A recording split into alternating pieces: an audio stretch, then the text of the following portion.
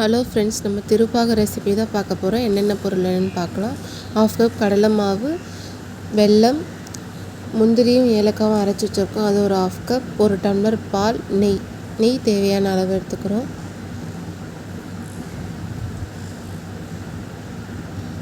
இப்போ நம்ம அடுப்பு பற்ற வச்சு வானல் வச்சுக்கலாம்.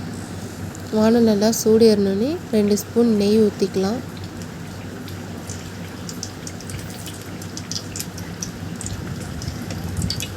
நெய் நல்லா ஹீட் ஏறினோடனே நெய் ஊற்றினோடனே நம்ம அடுப்பை சிம்மில் வச்சிடலாம். அடுப்பை சிம்மில் வச்சுட்டு நெய் நல்லா ஹீட் ஏறிடும்.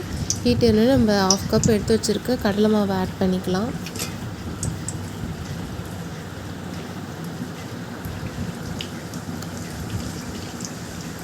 அடுப்பு சிம்மில் வச்சுட்டு நம்ம கடலை மாவை ஆட் பண்ணியிருக்கிறோம். இப்போ அதை நல்லா கிண்டி விட்டுக்கலாம். நெய்யும் கடலை மாவும் நல்லா ரோஸ்ட் ஆகும். நெய்யில் கடலை மாவு நல்லா ரோஸ்ட் ஆச்சுன்னா அந்த ஸ்மெல் வரும். அதுக்காக தான் நம்ம கடலை மாவு நெய்யில் வறுக்கிறோம்.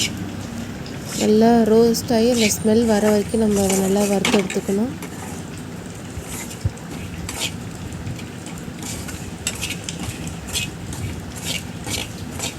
நெய்யில் கடலை மாவு நல்லா ரோஸ்ட் ஆனதுக்கப்புறம் தான் நம்ம பால் ஆட் பண்ணுவோம்.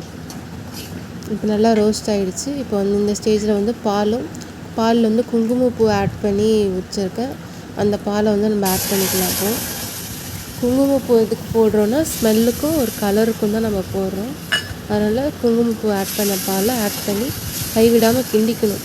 ஏன்னா பால் ஊற்றினதுக்கப்புறம் கடலை மாவு நல்லா கட்டியாக ஆரம்பிச்சிடும். அதனால் கைவிடாமல் கிண்டினா தான் கட்டி இல்லாமல் இருக்கும். அதனால் கைவிடாமல் கிண்டிக்கிட்டே இருக்கணும்.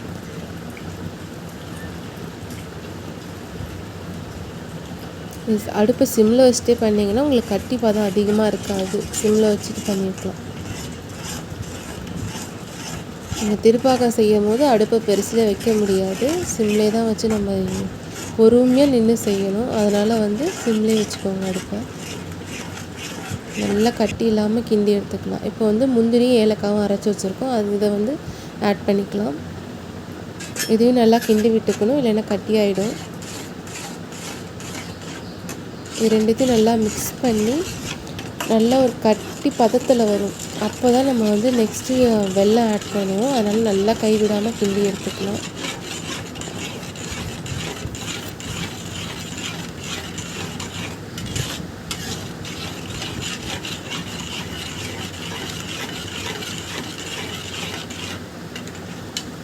இப்போ நம்ம வெல்லத்தை ஆட் பண்ண போகிறோம். நல்லா கொஞ்சம் கட்டி ஆகிடுச்சு. வெல்லத்தை ஆட் பண்ணிவிட்டு இப்போ நல்லா கிண்டி விட்டுக்கலாம்.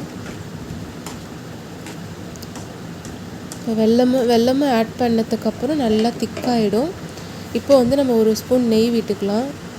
நெய் விட்டானா நம்மளுக்கு அந்த நெய் திரிஞ்சு வரணும். திரிஞ்சு வரும்போது தான் நம்ம திருப்பாகம் ரெடி ஆகும். அப்போ தான் அந்த டேஸ்ட் எல்லாமே கிடைக்கும், நம்மளுக்கு ஒரு பதம் கிடைக்கும். அதனால் நல்லா கிண்டி விட்டுக்கலாம். நெய் பிரிகிற ஸ்டேஜில் நம்ம அடுப்பை ஆஃப் பண்ணிடலாம். அது வரைக்கும் கிண்டிக்கலாம். இப்போ நெய் பிரிஞ்சிருச்சு. அவ்வளோதான், திருப்பாகம் ரெடி ஆகிடுச்சு. பொறுமையாக ஒரு 1/2 hour ட்ரை பண்ணிங்கன்னா உங்களுக்கு சூப்பராக ஒரு திருப்பாகம் கிடைக்கும். இப்போ திருப்பாகம் ரெடி. நீங்களும் ட்ரை பண்ணி பாருங்கள். ரெசிபி நல்லாயிருக்கும், டேஸ்ட்டும் நல்லாயிருக்கும். ஆனால் பொறுமையாக செய்யணும். ட்ரை பண்ணி பாருங்கள். Thank you friends.